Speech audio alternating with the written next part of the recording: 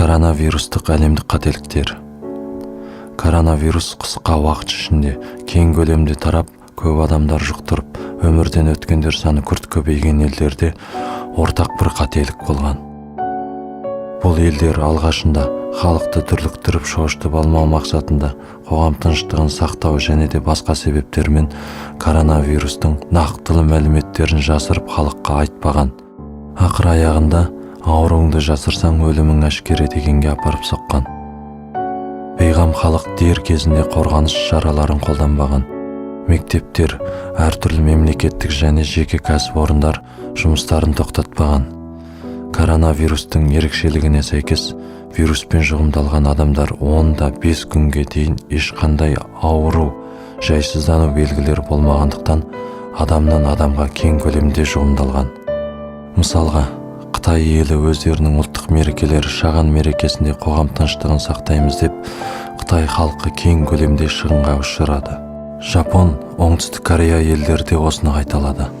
Ал Италияға келсек, оларға мемлекет жағынан ескерту болса да бізге еркіндік керек деген ұранмен Италия халқы жер-жерден ереуілге шықты. Қауіпсіздік шараларын қолданбады. Коронавирус оларды да жалмады.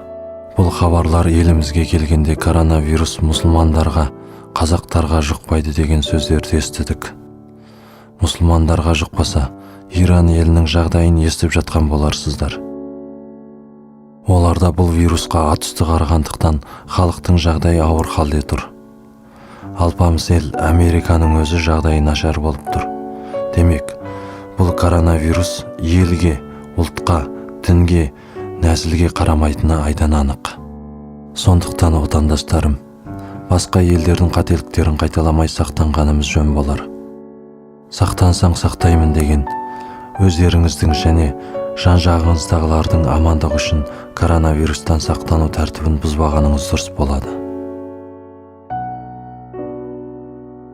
Құрметті көрермендер, коронавирустық мәліметтер және одан сақтану жолдарын үгіттеу мақсатында бұл бейне материалды туыс-туғандарыңызға, жақындарыңызға таратыңыз. Каналға жазылып қоңырау белгісін бассаңыз, әлемдегі ең жаңа коронавирустық ақпараттардан хабардар бола аласыз. Денсаулық зор байлық. Еліміз аман, жұртымыз тыныш болсын.